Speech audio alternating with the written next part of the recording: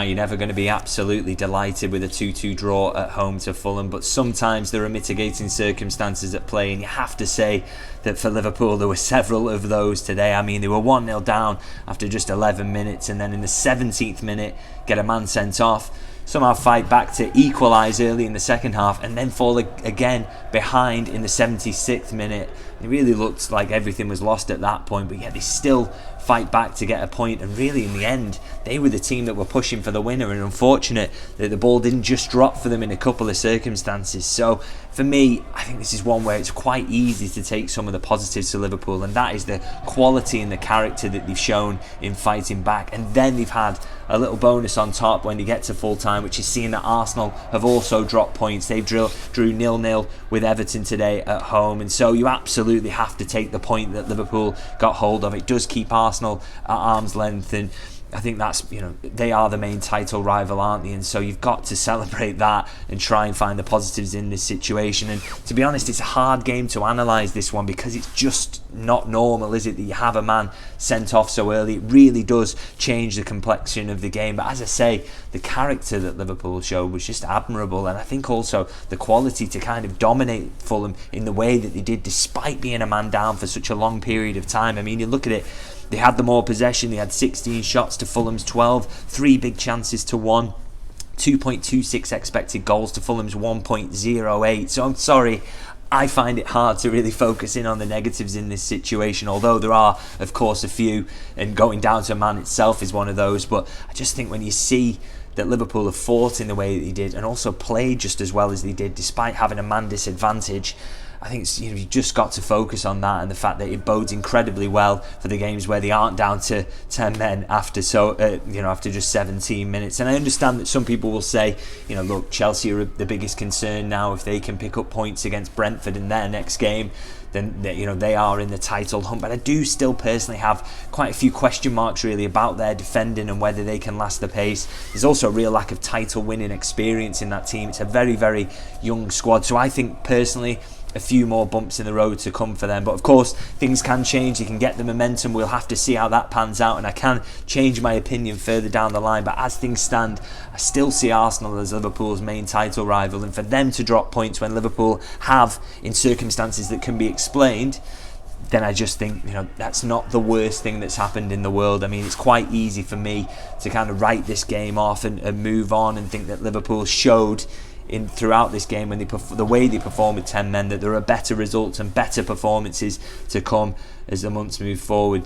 Do let me know if you agree with my take. Maybe I'm overly on the positive side, but I think there are a lot of positives to take today, and I'm going to focus in on a few individual performances as I usually do, and I have to start with, for me, Liverpool's man of the match, Ryan Gravenberch. I thought he was absolutely ridiculous. Obviously he gets moved into centre half really early when Liverpool get that red card, and that's a real test for him. It's not kind of a natural position for him. He's still a young player, he's inexperienced. It's really tough to take that on board, and I thought he was just absolutely flawless today. I mean, you look at his statistics: 7 out of 12 duels won, a 96% passing accuracy, 8 recoveries. And it was just more than the numbers that he was putting up in defensive, the defensive aspect, and also how quality he looked on the ball. It was just the composure at times to get out of tight areas when he was being pressed, the ability to hold the line alongside Virgil. And I know Van Dijk will absolutely be the one who's marshalling that and leading it, and so Gravenberch will give some of the credit to him.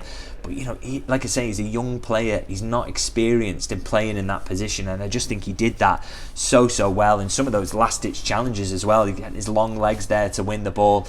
Absolutely superb. He's just a brilliantly intelligent player, isn't he? And I think we did see that little dip from him at Newcastle, didn't we, where he wasn't quite his best.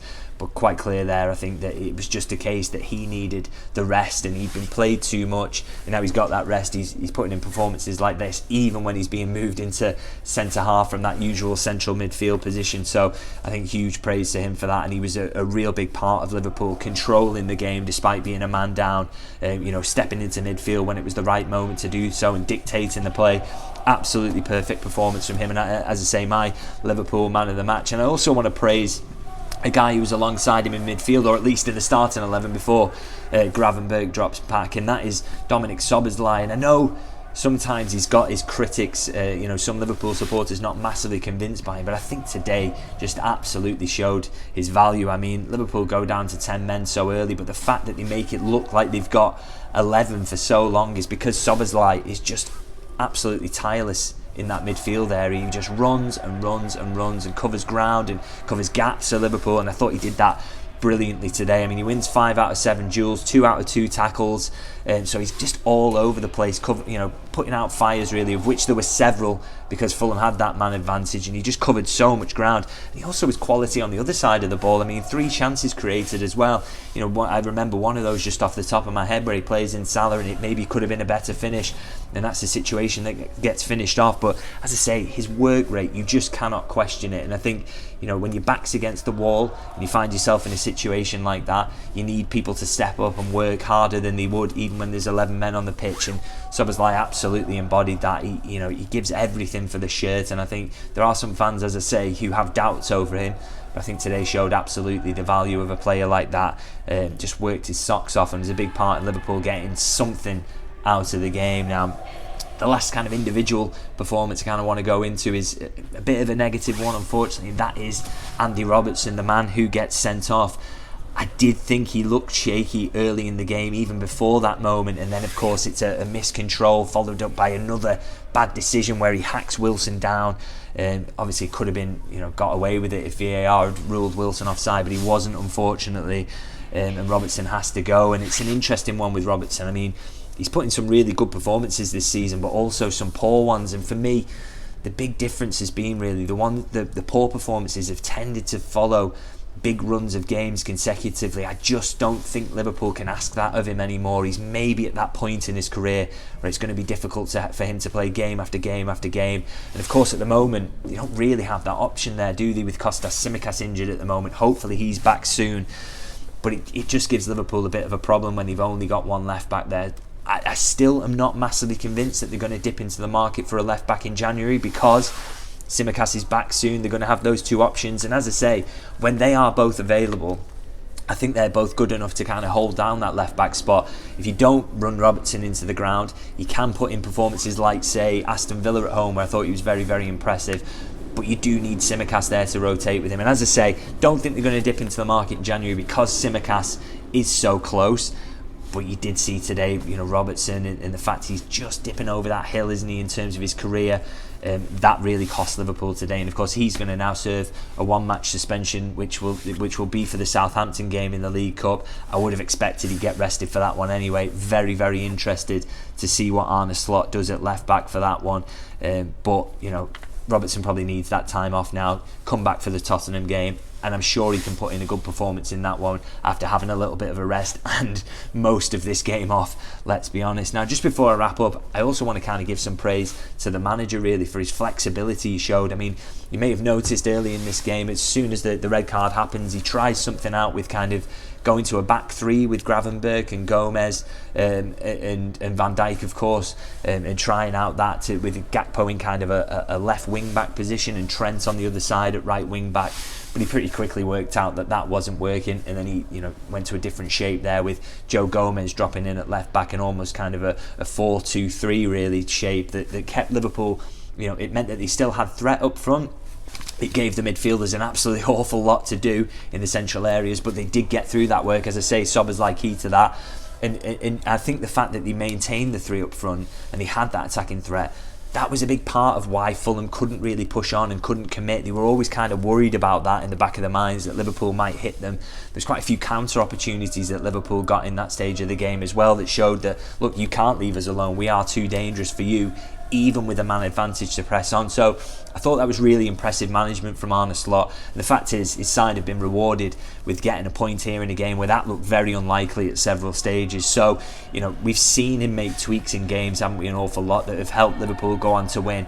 And today really for me just shows that he's capable of doing that, even when the circumstances aren't perfect. He can't call on everyone. He doesn't have 11 men on the pitch, and he's up against a side who are very, very dangerous in Fulham. So I was very, very impressed by the manager again, and I think he deserves huge praise for getting something out of this game, because although it won't feel fantastic at the moment, a point is so much better than 0 points, particularly when it means you still you still have the same gap to Arsenal, and that for me is the main takeaway from today, really. It might not feel for many people that this is a day for huge positives, but I'm here to kind of maybe try and cheer you up and to take them. And I think ultimately this is a kind of league where inconsistency is the word of the season almost, really. You see Arsenal faltering yet again. They've only won 3 on the bounce once. I'm sure that there's some inconsistency to come from Chelsea, although they're in a nice little run. City are going to keep struggling because they still have the same problems week after week with that kind of age in midfield and the frailties that they've got there.